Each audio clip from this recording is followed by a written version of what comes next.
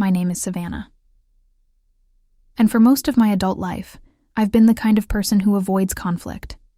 Not out of fear, but out of exhaustion. There's a quiet kind of fatigue that comes from always being the peacekeeper in a family that thrives on subtle hierarchy, where love feels conditional, and worth seems measured by milestones you can show off at dinner. My family was like that. Not cruel, at least not obviously, just selective in their kindness. My parents had 3 children. My older brother, Michael, the golden child, married with 2 kids and a big house. My younger sister, Emily, recently engaged and glowing in that post-proposal spotlight. And then there was me, the middle child who was doing well, but somehow never quite enough in their eyes. I'm 32. I've worked hard to become a marketing director at a mid-sized firm, and I live alone in a cozy apartment in the city. I've built a life I like. Quiet mornings, a few close friends, stability, independence. But to my parents, those things never carried much weight. They liked things that could be shown off. Family photos with grandkids, husbands with impressive titles, homes with manicured lawns. I knew this dynamic well, but I didn't realize how much it still stung until last Thanksgiving. That morning, I drove down to my parents' house, a big colonial-style home that always looked like it belonged on a real estate brochure. My mother had texted me 2 weeks before. Big family dinner this year. Everyone's coming. Dress nice. I remember feeling a strange sense of warmth when I read it. Maybe I thought this year would be different. Maybe I wouldn't feel like the odd one out. The single, career-focused daughter whose life updates never seemed as exciting as a new baby or a wedding. When I arrived, the house was already buzzing. Laughter spilled from the living room. The smell of roasted turkey and cinnamon drifted through the hallway. My mother, ever the perfectionist, was fussing over the centerpiece. Golden leaves, tall candles, and polished silverware that gleamed under the chandelier. She smiled when she saw me. "Savannah!" "You look lovely," she said, air kissing my cheek. "You remember everyone, right?" "Everyone." Like I was a guest. Michael came over, already holding a glass of wine. "Hey, sis," he said, patting my shoulder. "Still working those long hours? Still raising those long bills?" I teased back gently. He laughed, but there was something patronizing in it. The way he always made my work sound like a hobby, not a career. Emily floated in soon after, glowing and proud, showing off her engagement ring to anyone who would look. "Did you see it, Savannah?" she said, holding out her hand dramatically. I smiled. "It's beautiful, Em. Congratulations." She beamed. "Thanks. We're thinking a spring wedding. Maybe Tuscany if we can swing it." Mom clapped her hands. "Oh, that would be perfect. A destination wedding, just what you deserve, honey." Then she turned to me with a different kind of smile. "And you, Savannah? Still single?" There it was. The question that always hovered between us. "Still single," I said lightly, trying to keep my voice even. "But happy." Her lips twitched. "Of course, dear. I'm sure you are." The words weren't cruel, but they carried that soft sting of dismissal, the kind that doesn't hurt at once, but leaves a quiet bruise underneath. We moved toward the dining area as everyone took their seats. The table looked like something out of a magazine. Candles, fine china, matching napkins. It stretched long enough to fit 12 people comfortably. I noticed something odd right away. There were only 10 place settings. "Mom," I said softly, "should I grab an extra chair?" She looked up from arranging the gravy boat. "Oh, no need, sweetie. We've set up a smaller table in the den for you and the little ones." I blinked. "The little ones?" "Yes," she said casually, as if she were telling me where the dessert plates were. "You know, Michael's kids and Emily's fiancé's niece and nephew. The kids' table." I waited for her to laugh or correct herself, but she didn't. She went right back to fluffing the napkins. "The kids' table?" I repeated, my voice barely above a whisper. "You want me to sit with the children?" "Don't make a big deal out of it, Savannah," she said quickly, glancing toward Michael and Emily. "It's just that the main table is full, and we wanted the married couples together, you know? It's only for dinner." Only for dinner. Something inside me went very still. I could feel the heat rising in my cheeks, but I managed to keep my voice calm. "Sure, no problem," I said quietly. "I'll sit wherever you want me to." Michael chuckled. "Come on, Sav, don't pout. The kids love you. You're their favorite aunt, right?" Emily added, "Yeah, think of it as the fun table." The fun table. The kids' table. The single one. The one who doesn't belong. I smiled tightly. Right. The fun table. And so that's where I sat. At a small round table off to the side of the living room, surrounded by children between the ages of 6 and 11, while the grown-ups laughed and toasted at the main table. At first, I tried to make the best of it. I asked the kids about school, about their favorite movies, about the desserts they hoped would come later. But every few minutes, I could hear snippets from the adult table, conversations about Michael's business expansion, Emily's wedding plans, vacations, mutual investments. The topics I used to contribute to were now sealed behind a polite wall of laughter and wine glasses. I felt invisible. It wasn't just the seat I'd been given. It was the message underneath it. I wasn't one of them, not yet, maybe not ever. At one point, my dad raised a toast. "To family," he said, "and to the next generation. May they build on the success we've created together." I caught his glance, brief and distant, skipping right over me like a stone over water. I didn't drink to that toast. I ate quietly, smiled when expected, and excused myself after dessert. I told my mother I had an early morning meeting, a harmless lie. She seemed only half aware of my departure. As I drove back to my apartment, the silence in the car felt heavier than the drive itself. I wasn't angry, and not exactly.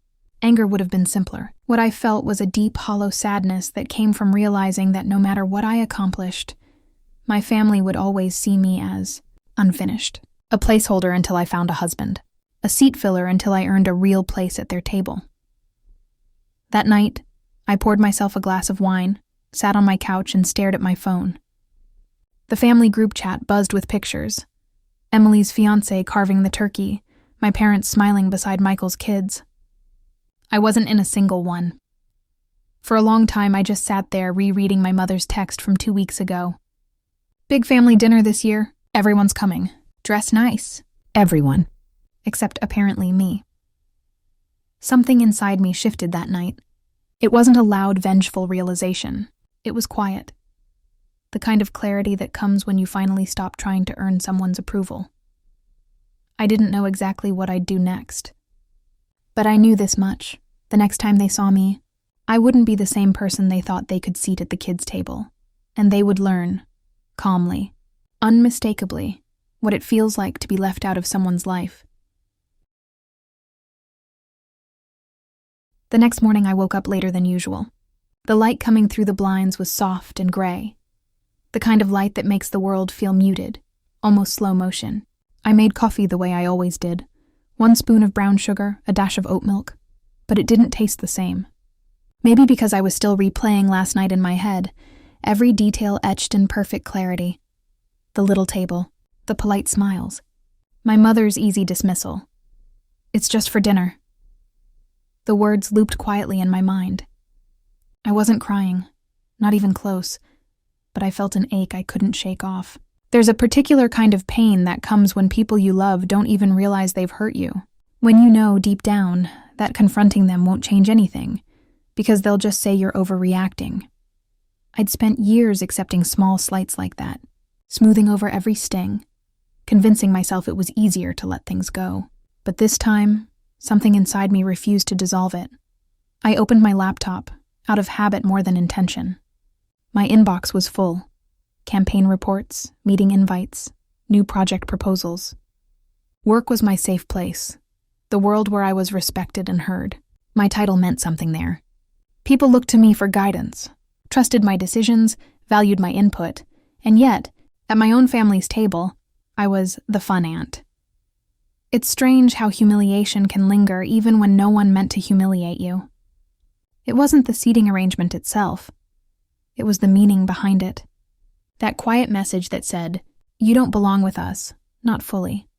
That morning, I decided I needed space, not just physical, but emotional. For years, I'd been the one who called first, the one who sent gifts, who checked in, who drove home for birthdays and anniversaries. I told myself it was what family was supposed to do. But the truth was simpler and sadder. I was trying to earn a place that should have been mine without condition. So for the first time in years, I didn't text my mother that morning. I didn't call my dad to ask how the dinner went. I didn't send pictures, didn't comment on the group chat filled with everyone's smiling faces. I just stayed silent. It felt strange at first, unnatural, like breaking a habit I'd had since childhood. But with each passing hour, I felt a little more grounded, a little more myself. Later that week, Michael called. "Hey sis," he said casually. "Mom said you left kind of early last night. Everything okay?" I hesitated. "Yeah, just tired." "Okay, just checking." He paused, then chuckled. "Hey, don't take the whole kids' table thing personally. You know Mom, she just likes organizing things a certain way." I smiled, even though he couldn't see it. "I know. Don't worry about it." He seemed relieved that I wasn't making a fuss. "Good. Anyway, Em and I were thinking of getting together next weekend for brunch. You in?" I told him I'd think about it, knowing full well I wouldn't go. After that call, I started noticing something I'd been too busy to see before. How much of my life had been structured around trying to stay in their orbit. Every trip home, every favor, every effort to be the one who never made trouble. I realized how little space I'd left for myself, for my own needs, my own boundaries. So I made a quiet decision. I would stop chasing their approval. Completely. It wasn't revenge yet. Not in the obvious sense. It was more like reclamation. The first step of revenge, I think, is often recovery. You have to pull your worth out of the places it doesn't belong. Weeks passed. The holidays came and went. My mother sent a group text wishing everyone a happy new year, full of emojis and exclamation points. I responded with a simple, "Thanks, Mom. Hope you have a great year, too." Nothing more. In January, work got busier. I led a new campaign for a tech startup, and it went viral, one of our most successful launches. My team threw a little celebration in the office, and for once, I let myself enjoy it without guilt. After the party, I sat in my car, staring at the city skyline through the windshield. I thought about how proud my colleagues were, how much trust I'd earned through effort and patience, and then I thought of that Thanksgiving table, how none of it would have mattered there. That was when the second part of my realization hit me. My family didn't actually know me anymore. They knew an outdated version of me, the quiet middle child who used to apologize too easily. The truth was, I'd changed long ago. They just hadn't noticed. And so, I decided they'd learn who I was, not through words, not through anger or confrontation, but through absence. Through the silence of someone who stopped showing up. It started subtly. I stopped replying to every group chat message. When my mother called, I'd let it ring once or twice before answering. When she asked if I could come visit, I politely declined. I used work as an excuse at first, but eventually I stopped giving excuses at all. A few months later, I got a text from Emily. "Sav, are you mad at Mom or something? She's been asking why you've been so distant." I typed and erased my response 3 times before settling on, "No, not mad, just busy, taking time for myself." It was true, mostly. But beneath that calm exterior, something else was forming. Not bitterness, but clarity. My family had built a story about who I was. The quiet one, the helper, the dependable daughter who never complained. I'd been typecast for years, and the Thanksgiving dinner had made it impossible to unsee. So I decided to rewrite that story, on my terms. By spring, my life looked different. I started traveling more, taking short solo trips, something I'd always wanted but postponed because family first. I joined a small writing workshop on weekends, started therapy for the first time, and learned something about myself that felt like a revelation. I wasn't angry with them. I was tired of being small around them. My therapist asked me once, "If you could tell them exactly how you felt that night, what would you say?" I remember staring at the ceiling for a long moment before replying softly, I'd tell them I noticed. That I always notice, and that I'm done pretending it doesn't hurt. That session changed me in ways I didn't expect, because I realized revenge doesn't always have to look like destruction. Sometimes, it's simply choosing yourself and letting others sit with the discomfort of your absence. By the time summer came, I hadn't been home once since Thanksgiving. My parents had called several times, left messages, even sent small gifts, but I kept my distance. Each message ended with the same line: "We miss you, honey." Funny how people start missing you when you stop showing up. Then, one afternoon in late July, I got a message from my mother. It was short: "Family dinner this weekend. Everyone's coming. Please don't skip this one." I stared at the screen for a long time. There was a part of me, that old soft-hearted part, that wanted to believe maybe they'd changed. Maybe this was their way of apologizing. But another part of me, the quieter and wiser one, knew better. I didn't reply right away. I thought about it overnight. Then I decided to go, not for them, but for me. This time I'd go as the woman they'd never bothered to see. Calm, composed, and entirely self-possessed. If they expected the same old Savannah, they were in for a quiet surprise. That weekend, I put on a deep green dress I'd recently bought for work events, elegant but understated. I tied my hair loosely, wore subtle gold earrings, and looked at myself in the mirror. For the first time, I didn't feel like a background character in someone else's story. When I arrived at the house, my mother opened the door, eyes wide with visible relief. "Oh, Savannah, you came." "I did," I said simply, stepping inside. The house looked the same. Same polished furniture, same smell of roasted meat and cinnamon. But I felt different walking through it. I wasn't the same woman who had quietly accepted humiliation at the kids' table. As I glanced toward the dining area, I noticed 2 tables again. But this time there was a 12th chair at the main one. My mother caught my eye. "We made sure there's space for everyone," she said quickly, almost nervously. "I thought we could all sit together." I smiled faintly. "That's nice." For a while things went smoothly. We talked about work, travel, movies. My mother looked cautiously pleased, maybe relieved that I wasn't distant anymore. But underneath the chatter, something remained unspoken, a current of discomfort, like everyone knew there was something fragile about this piece.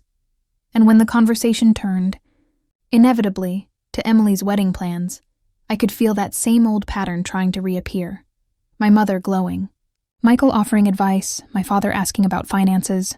I stayed quiet, sipping my wine, observing. Then Emily looked at me and said, "You'll come early, right? Maybe help Mom with some of the arrangements? You're always so good at organizing." There it was again, that subtle reduction.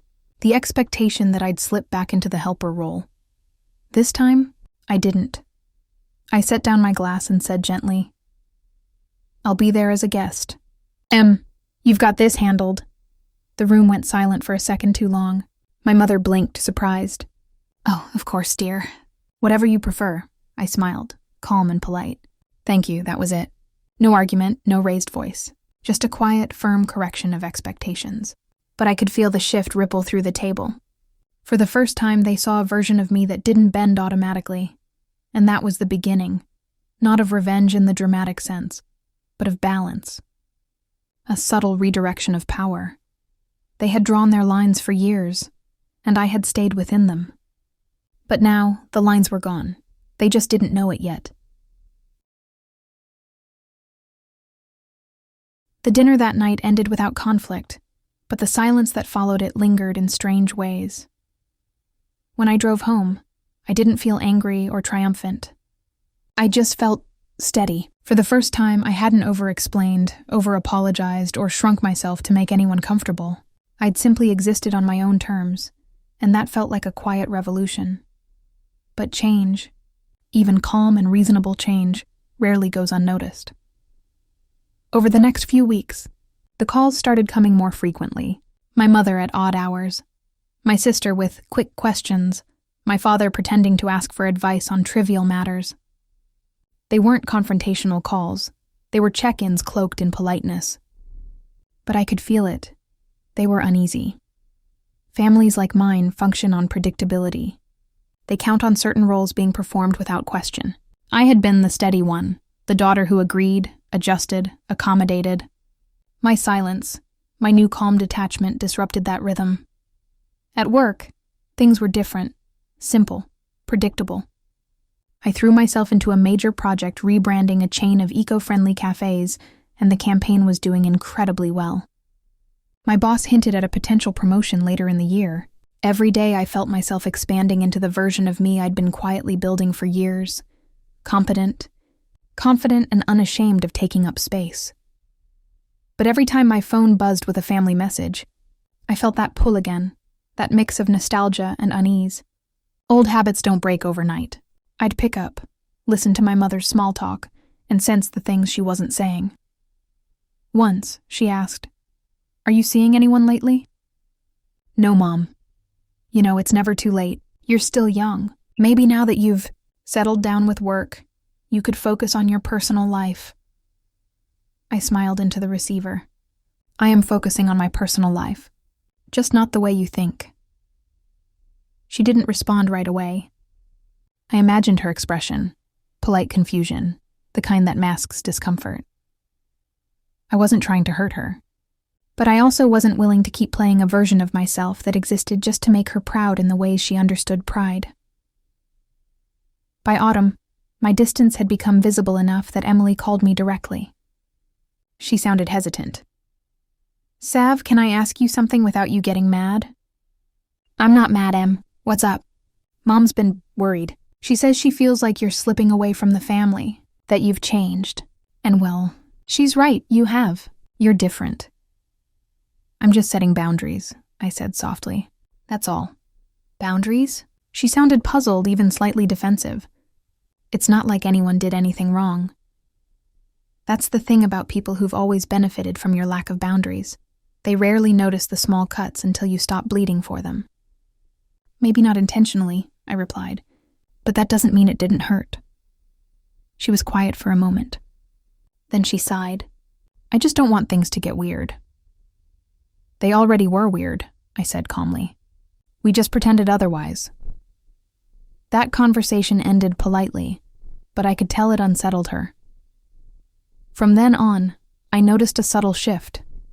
Fewer texts in the group chat, shorter calls, a kind of polite distance, as though they were trying to figure out who I was now and how to approach me. It was strange. After years of wanting to be seen, I had finally become visible to them, but in a way that made them uncomfortable. A few weeks later, I received an invitation in the mail. It was for Emily's bridal shower, cream-colored card, floral design, written in elegant cursive. The event was at a vineyard an hour outside the city. I almost didn't go. But curiosity got the better of me. I wanted to see them, to see how they acted now that I'd stepped out of the box they'd built for me. The day of the shower, I arrived fashionably late. Not intentionally, but traffic had been brutal. When I walked in, the room buzzed with laughter, pastel dresses, champagne flutes, and carefully curated smiles. My mother spotted me first. Her expression shifted from surprise to something between relief and restraint. "Savannah, you made it!" she said, coming forward. "We weren't sure if you'd come." "I wouldn't miss my sister's celebration," I said gently, handing her a wrapped gift. Emily hugged me next, smiling brightly. "You look amazing. I love your dress." "Thanks," I said. "It's new." And then I watched them, my family, my cousins, aunts, family friends, all circling around Emily like planets around a sun. She was radiant, genuinely happy, and I was happy for her. But I also noticed how my mother hovered, introducing her proudly to everyone, while my presence went quietly unannounced. I didn't mind. Not anymore. I stayed a few hours, made polite conversation, laughed where appropriate, and then excused myself before the event ended. No scene, no drama, just quiet departure. That evening, as I sat on my balcony with a cup of tea, my phone buzzed again. A text from my father. "You left early today." Everything all right? I replied simply, "Everything's fine, Dad. I just needed some air." He didn't respond. Over the next few days, something unexpected happened. I began receiving calls from extended family, an aunt, a cousin, each asking some variation of the same question. "Are you and your parents okay?" It confused me at first. I hadn't said anything. I hadn't shared my side of things with anyone, but clearly, something was circulating behind the scenes. One cousin finally told me, "Your mom mentioned you've been acting distant lately. She's worried about you." Worried. That word stung more than I expected. Not because it wasn't kind, but because it wasn't true. My mother wasn't worried about me. She was worried about the control she'd lost. So I decided to do something I'd never done before. I told the truth. The next time my mother called, I answered. "Mom," I began, keeping my tone soft but firm. "I heard you've been telling people I'm distant." She sounded taken aback. "Well, I'm just concerned, honey. You've been quiet lately, and you didn't stay long at the shower." "I'm quiet because I needed space," I interrupted gently. "Not because I'm angry, but when you tell people I'm distant or not myself, it makes it sound like something's wrong with me." "Nothing's wrong. I just decided to stop showing up where I don't feel valued." There was silence on the other end of the line. I could almost hear the gears turning in her mind.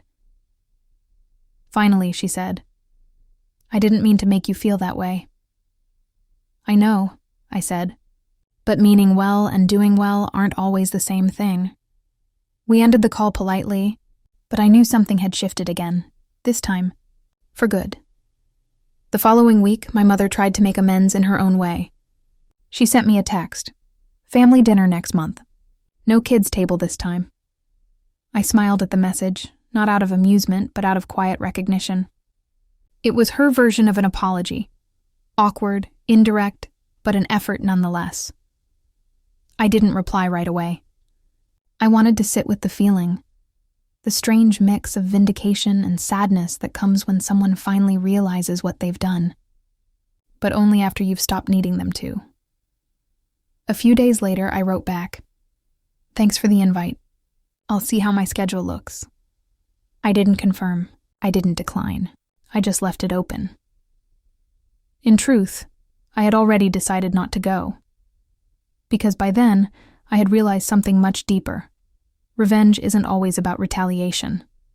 Sometimes it's about rewriting the terms of engagement. It's about showing people, calmly and without anger, that you don't live according to the space they assign you.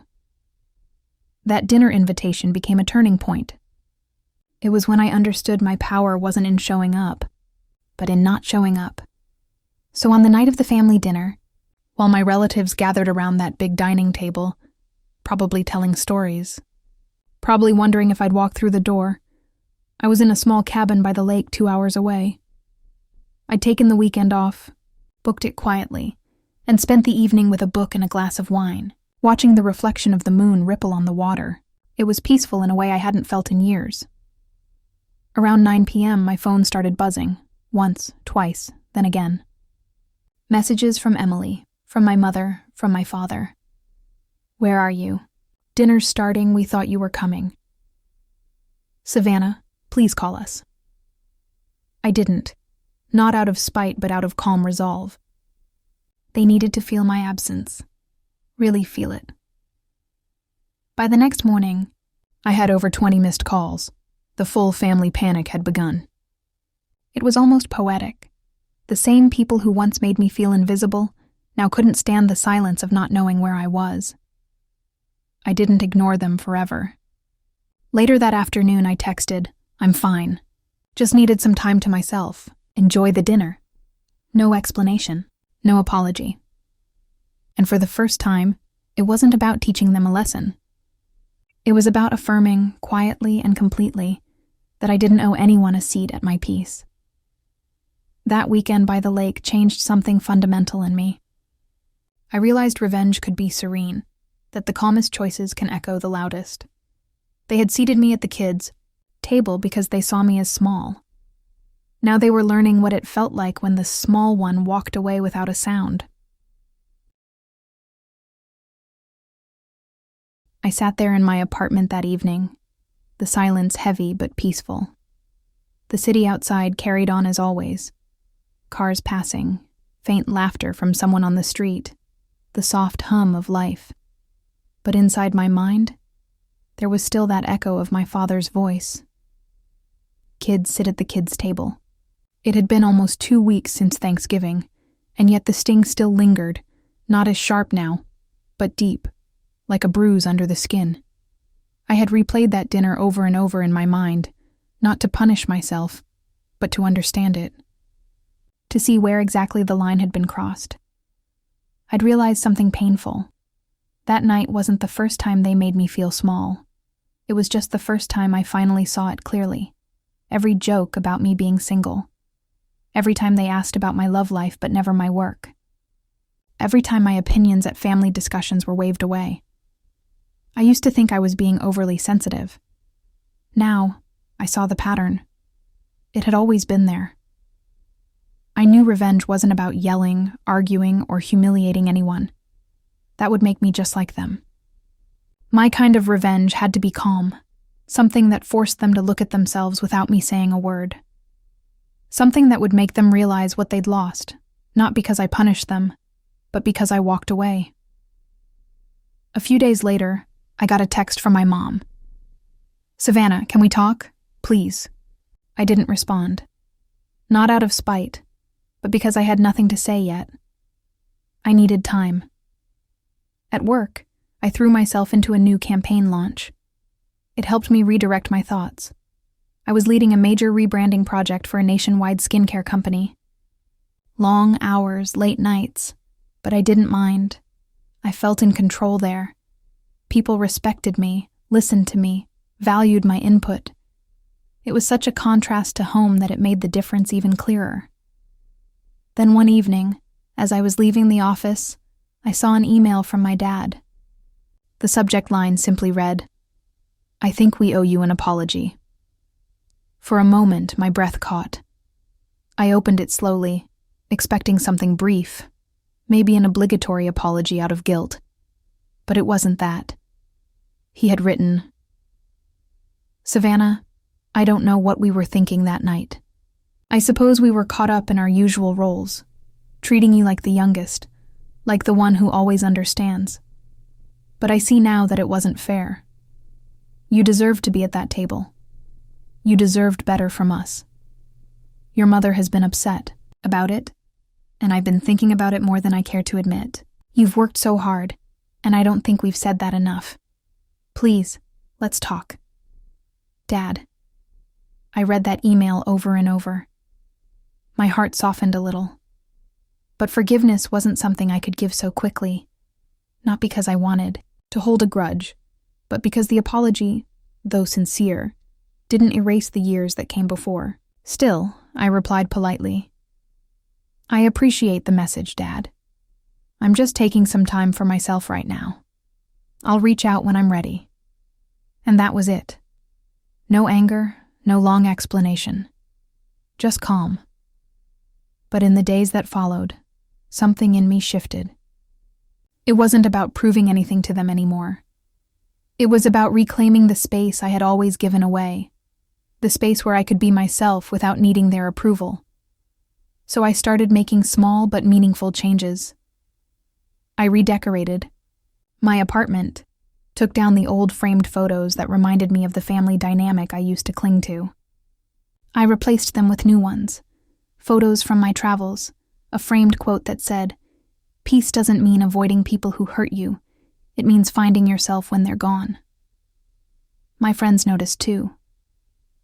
"You seem lighter," one of them said. And I did. Around mid-December, I got another message from my mom, this time a voice note. She sounded teary. "Savannah, it's almost Christmas. Please come home. We really miss you. Your dad's been quiet. Your siblings have been trying to reach you too. Maybe we can just have a small dinner, just family. Please, sweetheart." That one hurt a little. I missed her voice, missed the comfort of home, or at least, what I wished home had been. But I also knew that going back without change would undo all the clarity I'd gained. So I didn't say yes. I didn't say no either. I just said, "Maybe next time, Mom. I need a quiet Christmas this year." And I kept my word. I spent that Christmas alone. Not lonely, but peaceful. I made dinner for one, lit candles, watched old movies, and took a walk through the snow-covered streets of the city. There was something almost symbolic about it, like I was learning how to be whole on my own. In January, my boss called me into her office. "Savannah, the board's been impressed with your leadership on the last campaign," she said. "We'd like you to consider a promotion, regional director. It'll mean more travel, more responsibility, but also more creative freedom. Think about it." I remember smiling, a real, full smile. I thought about all those years my parents treated me like the one who hadn't figured it out yet. And here I was, being offered a position I had dreamed of. That night, I decided something. My revenge wouldn't just be walking away. It would be living my best life, quietly, gracefully, without needing to prove a single thing to anyone. But as fate would have it, I didn't have to wait long before my family crossed paths with that truth. In February, my company held a major launch event for our rebranding campaign, a formal evening at a luxury hotel ballroom. I had helped plan every detail. As I walked through the event that night, wearing a deep emerald gown and speaking with clients and press, I felt proud, calm, confident, in my element. And then, near the entrance, I froze. My parents were there.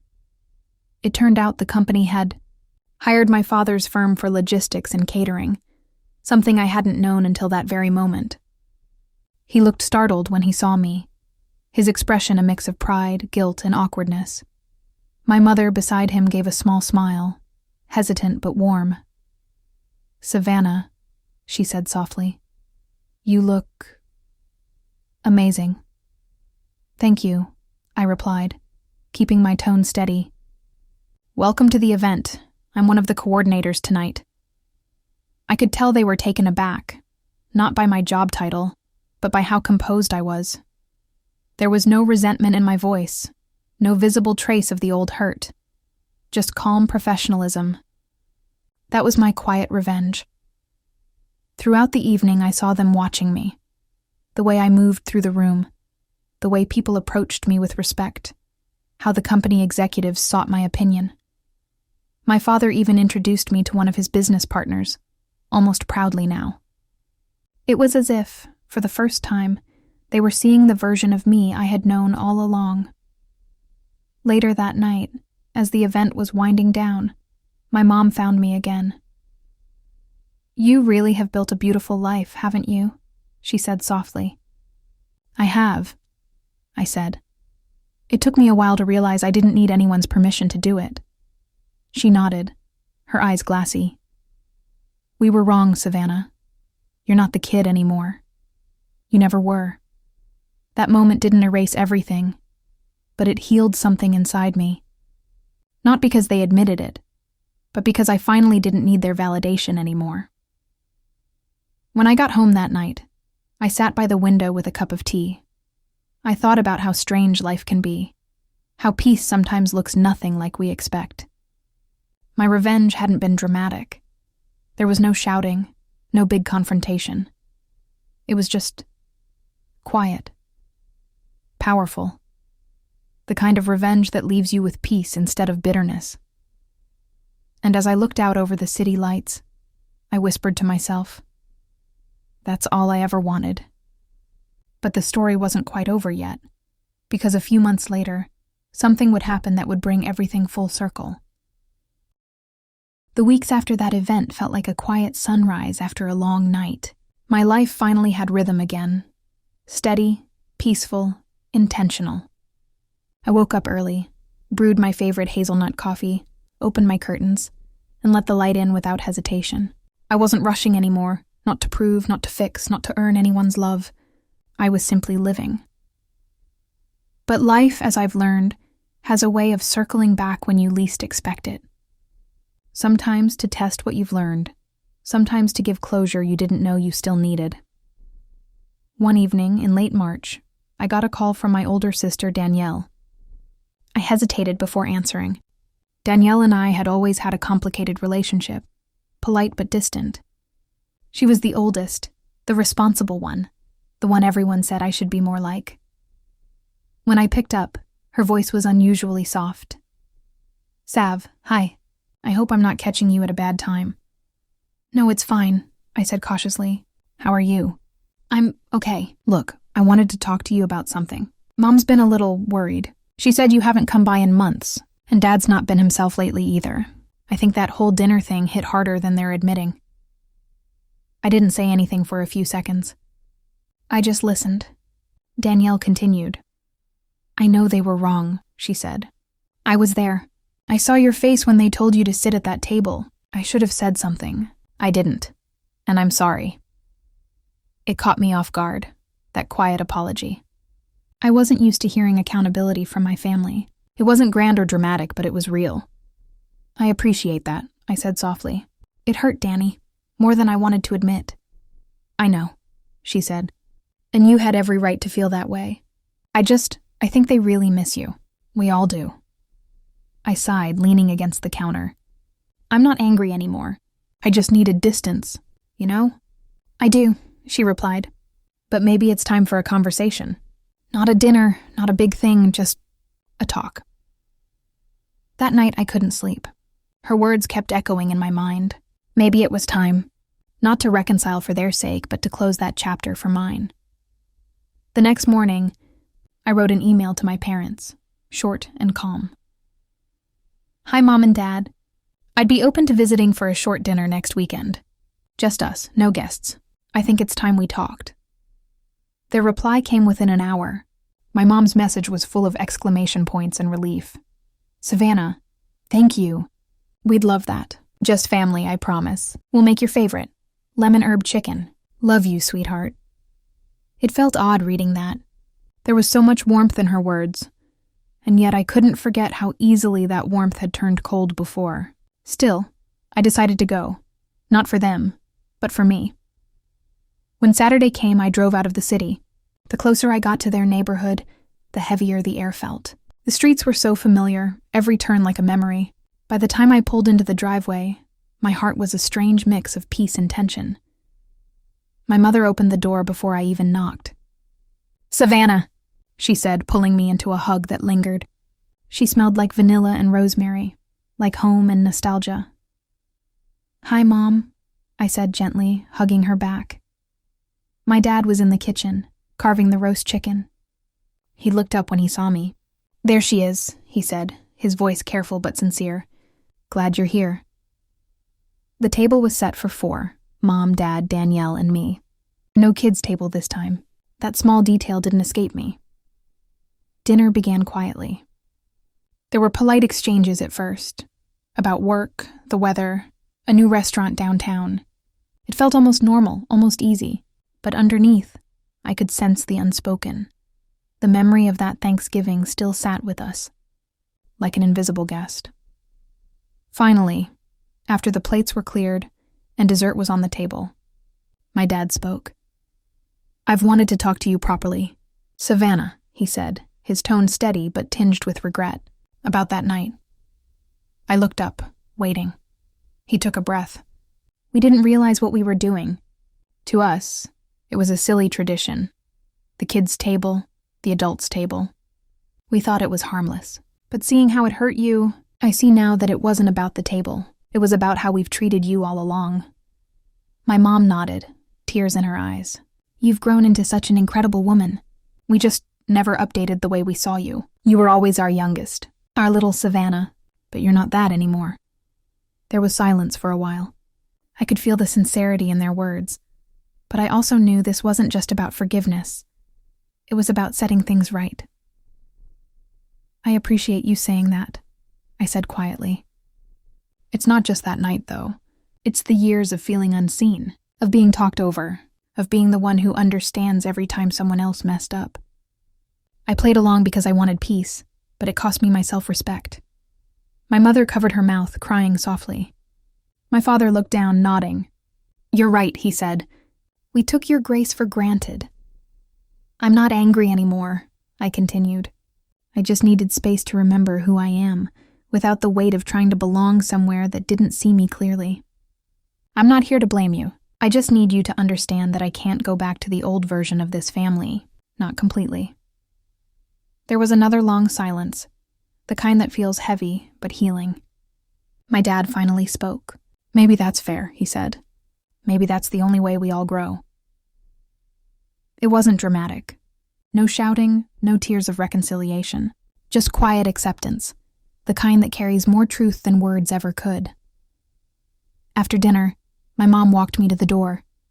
"Savannah," she said softly, "I know we can't undo the past, but I want you to know something. That night, after you left, your father didn't sleep. He sat in your old room for hours. He said he realized we'd lost something more important than pride." Her words made my chest ache, not in pain, but in understanding. Sometimes people don't realize they've hurt you until the silence forces them to look. "I'm glad he realized it," I said gently. "And I'm glad I did too." When I drove back home that night, I didn't feel vindicated. I felt calm, the kind of calm that comes when you finally stop needing anyone to validate your worth. Over the next few weeks, something surprising happened. My family started reaching out more, but differently this time, not to lecture, not to guilt, but just to connect. My dad sent me articles about marketing trends, asking my opinion. My mom called to share recipes or small joys. Danielle started texting me about her kids, and sometimes, just to ask how I was doing. It wasn't perfect, but it was progress. Then one morning, I got a call from my company's HR director. "Savannah, the board approved your promotion." "Congratulations. You're officially our regional marketing director." I laughed, tears welling up. "Thank you," I said, voice trembling slightly. After I hung up, I sat there quietly. I thought about that Thanksgiving table, about the little girl version of me who always wanted to be seen. And I wished she could see me now. Calm, confident, successful, not out of revenge, but out of growth. That weekend, I sent a message in the family group chat, something simple. "Hey everyone, dinner at my place next Friday? My treat." My mom replied first. "We'd love that, sweetheart." When Friday came, I cooked my favorite dishes, including lemon herb chicken, just for nostalgia. When they arrived, I had set one long table, candles lit, music playing softly. There was no kids' table, no separation. Just one space, equal and warm. And for the first time in a long while, it felt like home. As we laughed and ate, I realized something beautiful. My calm revenge wasn't about making them pay. It was about teaching them silently what respect looked like, about showing them I could rise without shouting, about healing in a way that made them confront their behavior without bitterness. And that night, as everyone said their goodbyes, my father hugged me tighter than he ever had before. "You've grown into someone remarkable, Savannah," he whispered.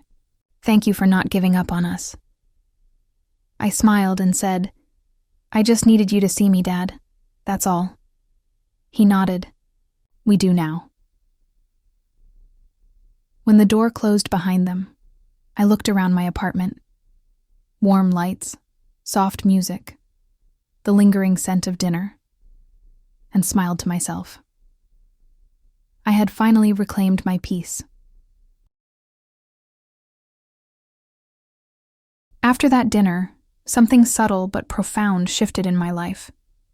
It wasn't just that my family finally saw me. It was that I had learned to see myself without their lens.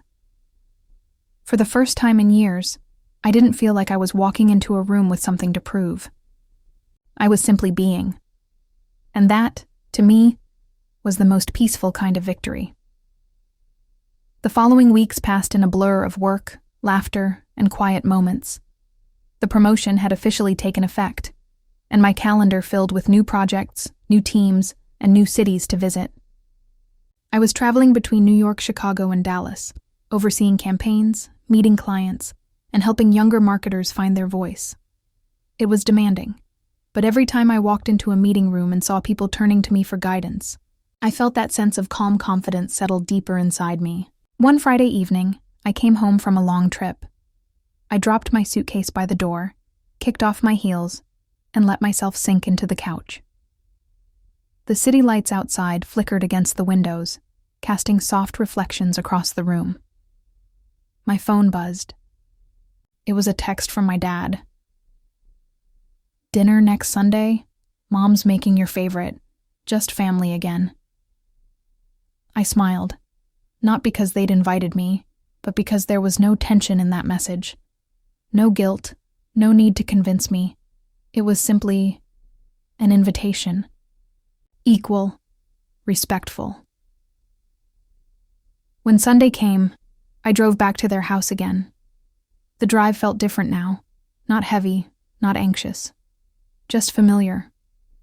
When I pulled up, my dad was already outside, waving with a grin. "Hey, superstar," he said, half teasing. "Hi, Dad," I laughed. "Don't start." Mom was inside, humming softly as she set the table. There were no separate tables this time. Just one, neatly arranged with soft candles and a bouquet of fresh flowers in the center. Danielle arrived a few minutes later with her husband and kids, and soon the house was filled with laughter and conversation. Halfway through dinner, my mom said something that caught me off guard. "You know, Savannah," she began, smiling gently, "your dad and I have been talking about doing things differently at family gatherings from now on. More inclusivity, more respect. No more kids' tables. No more traditions that separate us." I looked up, a soft smile spreading across my face. "That sounds like a good change," I said. My father chuckled. "Let's just say we learned from the best." Everyone laughed. But behind that laughter was understanding, the kind that doesn't need to be spelled out. After dinner, as we sat with coffee and pie, Danielle leaned toward me. "You've changed so much, Sav," she said. "You're so calm now. You don't even flinch at the things that used to get to you." I smiled. "I guess I just learned what's worth reacting to." She nodded. "I envy that." We sat in silence for a while, comfortable, watching the kids play in the living room. For the first time, I didn't feel like the odd one out. I didn't feel like the one who had to make herself smaller to keep the peace. I just fit. When I drove home that night, the roads were quiet, moonlight tracing silver lines on the pavement. I rolled the windows down, feeling the cool air against my face. And somewhere along that drive I realized, revenge, real revenge, isn't about getting even. It's about getting free. Free from needing apologies, from replaying the hurt, from defining yourself by what they did or didn't give you. The next few months deepened that peace. My parents called regularly, not out of obligation, but genuine curiosity about my life. My dad even asked me to review some marketing ideas for a campaign his company was running, a request that made both of us laugh. "I never thought I'd be taking advice from my daughter," he'd said, chuckling. I replied softly, "You've raised me to think differently. Remember?" In truth, the revenge wasn't only in how they changed, but in how I did. I didn't shrink myself to earn love anymore. I didn't over-explain my choices. I didn't say yes just to avoid guilt. I learned that peace is a boundary, not a reward. But life, as it does, had one more full-circle moment waiting for me. In late August, my company hosted a large marketing leadership summit, an annual event that brought together major clients and executives from across the country. It was one of the biggest nights of my career. I was set to deliver the keynote address, a talk about leadership, authenticity, and personal growth. I invited my parents. Part of me didn't expect them to come. I knew big corporate events weren't really their scene. but they surprised me. When I stepped onto that stage, I saw them sitting in the audience, right near the front, my mom smiling proudly, my dad nodding like he couldn't believe this was the same daughter they once thought wasn't grown up enough. As I spoke, I told the audience about the power of being underestimated, how sometimes people see you through an old version of yourself because it's easier for them than accepting who you've become. I didn't mention my family directly, but I saw my dad's expression change as I spoke. His eyes softened, his jaw tightened slightly, the look of someone realizing just how much they'd misunderstood. When the speech ended, the applause was loud, but the quiet hug my dad gave me afterward meant more than any of it. "You make me proud, Savannah," he said, his voice low but firm. "I wish I'd told you that sooner." I smiled. "You're telling me now. That's enough." We took a photo together that night, the three of us. Later, my mom framed it and sent me a copy with a note that simply said, "For the daughter who taught us what grace looks like." That note sat on my desk for months. Every time I saw it, I thought about how far we'd all come. I didn't share my story online or try to make a point to anyone. My revenge wasn't a performance. It was a quiet evolution. But sometimes, when I'd scroll through social media and see those dramatic family drama threads, I'd smile a little, remembering my own story. Because I knew the truth. The calmest revenge isn't loud or cruel. It's simply living in a way that makes the ones who underestimated you confront their own blindness. One autumn evening, nearly a year after that infamous Thanksgiving dinner, I went back to my parents' house for another family gathering. The smell of roasted turkey filled the air again, laughter spilling through the open windows. When I walked in, there was just one big table. My niece, who was 7, ran up to me and grabbed my hand. "Aunt Savvy," she said. "Grandpa says everyone sits together this year." I laughed. That's perfect. Dinner was warm, loud, and joyful. No awkwardness, no tension. Just family. Real, imperfect, growing family. At one point, my father raised his glass. "To Savannah," he said, smiling, "for teaching us that sometimes you don't have to shout to be heard. You just have to walk away until people learn to listen." Everyone clinked their glasses. My mother teared up, as she often does now when emotions run high. I just smiled. It wasn't pride I felt. It was gratitude. Gratitude that I had stayed calm when anger would have been easier. Gratitude that I had found strength in stillness. Gratitude that peace had come, not through punishment, but through growth. When I left that night, my dad followed me to the door. "You know," he said, "I used to think success was about what you achieve, but watching you, I realize it's about who you become in the process." I turned to him, smiling softly. I think we both learned that lesson. The drive home felt lighter than ever before. No lingering resentment, no unspoken hurt, just the quiet hum of contentment. I had closed the circle, not by seeking vengeance, but by choosing peace that demanded reflection instead of retaliation. And maybe that's what my calm revenge was really about. Not punishing those who wronged me, but becoming someone their actions could no longer reach. Because in the end, silence can be the loudest statement. Walking away can be the strongest stance.